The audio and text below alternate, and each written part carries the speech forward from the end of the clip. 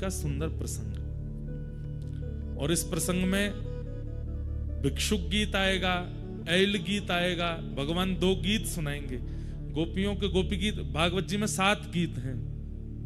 रुद्र गीत पहला, वेणु गीत, गोपी गीत, युगल गीत, भ्रमर गीत, भिक्षुक गीत और ऐल गीत। ये 7 गीत हैं भागवत में।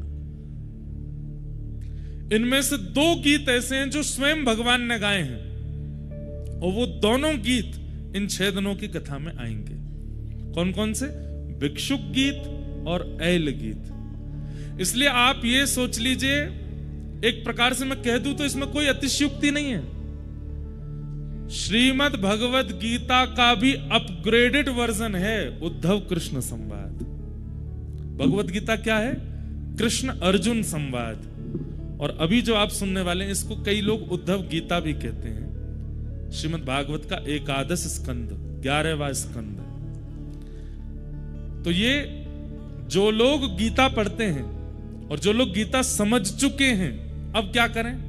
अब उद्धव कृष्ण संवाद सुनो। जो वहां नहीं कहा ठाकुर जी ने, वो यहां कहा है। और मैं कई जगह आपको उद्धव के प्रश्न और ठाकुर जी के उत्तरों में बताऊंगा कि अर्जुन भी यही प्रश्न करता है, पर वहां ठाकुर जी क्या उत्तर देते हैं और यहां ठाकुर जी क्या उत्तर दे रहे हैं। इसलिए इस विषय को इतना ध्यान से सुनिएगा। मेरा तो अभी सोच के अभी मुझे भूमिका बनानी पड़ेगी, नहीं तो मेरा तो मन है कि प्रथम प्रश्न पर जाऊं और सीधा प्रारंभ करूं, पर मुझे पूरी भूमिका आपको सुनानी है। इसलिए इस विषय को आप बहुत ध्यान से सुनिएगा। अत्यंत मार्मिक और अत्यंत गूढ़ विषय है। और हम आपको एक बात स्पष्ट बोल दें, आप लोग तो यहां बैठे हो, पर मूल रूप से स्वयं बद्रीविशाल भगवान और श्री उद्धव जी महाराज कथा में आके इसको सुनेंगे, क्योंकि उन दोनों का ही ये रस स्वरूप है। बहुत सुंदर भाव है। तो हम लोग वो सब श्रवण करेंगे, उस विषय में हम आगे बढ़ेंगे। कुछ पॉइंट्स में लिख कर के लाया हूं, जिससे मुझे आज की भूमिका को प्रकट करना है। सबसे पहली बात,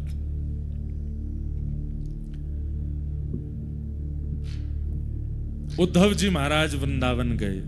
इधर देखिए सब लोग, ये बात सबको पता है कि उद्धव जी को भगवान ने भेजा था और कहा था कि उद्धव ब्रज बिसरत नाही, उद्धव मोहे ब्रज बिसरत नाही। एक प्रकार से अगर मैं कह दूं, यहां पर महाभागवत उद्धव जी का परिचय होगा इस कथा में आपको।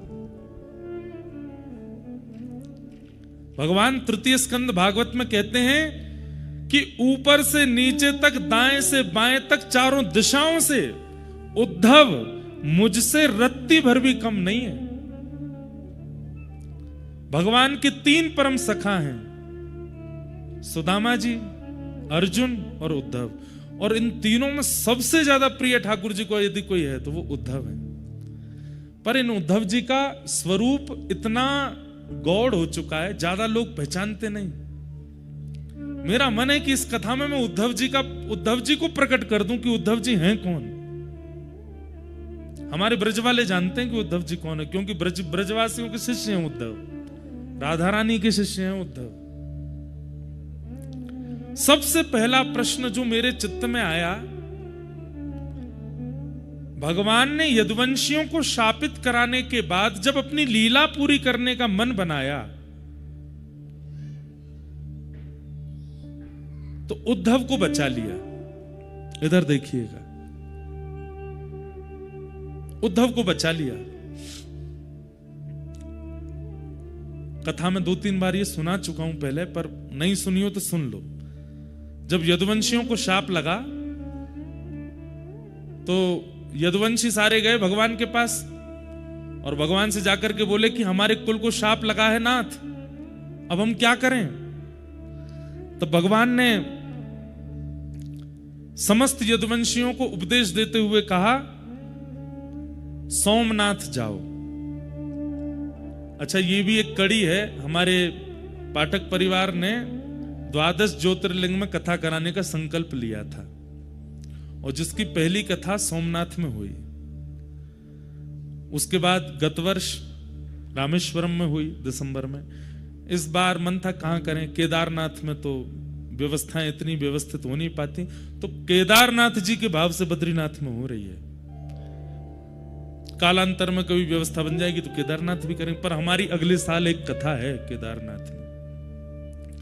एक वैष्णव है, वो सब व्यवस्था कर रहे हैं वहां पे। तो आज का जो प्रसंग है ये भी सोमनाथ से शुरू हुआ है, इसलिए सोमनाथ भगवान हमारी हर कथा में प्रथम कथा से ही वो विराजमान है, ये बात आप याद रखिएगा। उनकी उपस्थिति से ही कथाएं हो रही हैं सारी। तो भगवान ने कहा कि सोमनाथ जाइए और सोमनाथ में जाकर के यज्ञ कीजिए। और यज्ञ भी नहीं, भगवान ने वहां पर एक उपदेश देते हुए एक बहुत सुंदर बात कही कि लिखने वाली बात है ये। ठाकुर जी कहते हैं, जब कभी भी जीवन में बहुत संकट आ जाए तो व्यक्ति को क्या करना चाहिए। जब कभी भी जीवन में अति संकट आ जाए उस परिस्थिति में व्यक्ति को क्या करना चाहिए। तो वहां श्लोक है, भगवान कहते हैं व्यक्ति को जितना हो सके दान करना चाहिए। सावधानी से सुनिएगा। हमारे शरीर में कोई रोग बना है और अगर उस व्यक्ति को या तो वमन नहीं होता या फिर किसी भी रूप में अंदर से मल निकले ना, तो व्यक्ति की मृत्यु की पूरी संभावना बन जाती है। व्यक्ति के अगर मलमूत्र और भीतर की वस्तु बाहर निकलने के रास्ते बंद हो जाए तो कितनी भी दवाई दे दी जाए, डॉक्टर यही प्रयास करेगा कैसे भी करके इनका मल स्वच्छ होना चाहिए, नहीं तो ये मर जाएंगे। ठीक वैसे ही भगवान यहां पर उपदेश देते हैं यदुवंशियों को, और यदुवंशियों से कहते हैं देखो जीवन में अति संकट जब आती है तब क्या करना चाहिए। बोले जितना संग्रहित धन है उसको व्यय करना प्रारंभ करो, दान करो, पुण्य करो, यज्ञ करो, अनुष्ठान करो। व्यक्ति दान पुण्य यज्ञ अनुष्ठान कब करता है? जब सब कुछ व्यवस्थित है, कोई दिक्कत नहीं है, सब बढ़िया चल रहा है, एक नंबर चल रहा है बिजनेस, तब करें, कथा करा लो, यज्ञ कर लो, अनुष्ठान कर लो, ठीक है, तब भी करो। लेकिन यहां भगवान की वाणी है कि संकट जब जीवन में आवे तब प्रयास करो, जेब में जितना रखा उस समय और लगा कि बहुत बड़ा संकट आ गया, क्या करें? दान कर दो। अभी जेब में डालो, कितने हैं निकाल दो, कहीं से लाओ, कुछ दान पुण्य, इतना भी नहीं कि सब खत्म ही कर दो, पर कुछ दान करो। ठाकुर जी कहते हैं दान करते ही आप अनुभव करेंगे कि कुछ प्रतिशत जो आपका कष्ट है वो घटने लगेगा। क्यों? संग्रहित धन ही कष्ट का कारण बना है, और उसको जैसे ही आप दान करोगे ठीक हो जाता है। तो भगवान ने यदुवंशियों से कहा कि आप सब लोग सोमनाथ चलो, और सोमनाथ में जाकर के हम लोग यज्ञ करेंगे, दान करेंगे, और वहां सोमेश्वर महादेव से प्रार्थना करेंगे जिस प्रकार आपने चंद्रमा के शाप का हरण किया, यदुवंशियों के शाप का भी हरण करो।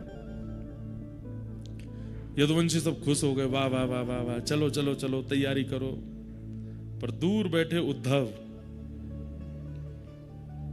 भगवान की ओर देख रहे थे, और भगवान की ओर देखते हुए कह रहे थे, बोले नाथ आप ये सब क्या कर रहे हैं, मैं सब समझ रहा हूं, क्यों? अरे द्वारिका में कितनी यदुवंशी हैं पता है? भगवान का कुल कितना बड़ा है? कहते हैं कि द्वारिका जब विराजमान थी उस समय द्वारिका के बच्चों को पढ़ाने के लिए, अनुमान लगाइएगा, 4 करोड़ अध्यापक हैं, और एक अध्यापक के नीचे 40 बच्चे पढ़ते हैं। अब बच्चों से हिसाब लगाओ कितने बच्चे हैं, कितने इनके माता पिता हैं, कितने इनके दादी दादा हैं, उससे अनुमान लगा लीजिए कि यदुवंश कितना बड़ा था। जो समुद्र में डूब चुकी द्वारिका वो छोटी नहीं थी, विशाल थी। इतने बृहद यदुवंश था कि ठाकुर जी को एक दिन चिंता हो गई, और ठाकुर जी एक दिन रुक्मणी जी से बोले मथुरा अच्छा था, व्रज अच्छा था। बोले क्यों? यहां कभी कोई उत्सव ही नहीं होता, कभी कोई मनोरथ ही नहीं होते, कभी कुछ होता ही नहीं है बढ़िया, द्वारिका जब से बनी है। तब एक दिन वसुदेव जी ने कन्हैया से कही, बोले लाला हमारो यदुवंश इतनो बड़ो है, इतनो बड़ो है, कभी कोई की मृत्यु है जाए, कभी कोई को जन्म है जाए, कभी हम सूतकन में रहे, कभी हम सोवरन में रहे, कब पता चली सूतक दूर भयो तो सोवर है गए, सोवर भयो तो सूतक है गए। अरे 3-3 सूतक चल रहे हैं एक साथ, क्यों? इतना बड़ा परिवार है। भगवान बोले करता हूं इसका निधान। और भगवान ने सूतक, सोवर, पातक आदि सब लोगों को बुलाया, उनमें शाप भी आया। और सबसे भगवान ने कहा, देखो तुम लोग किसके लिए बने हो? लोग किसके लिए बने हैं? मानवों के ऊपर चढ़ने के लिए बने।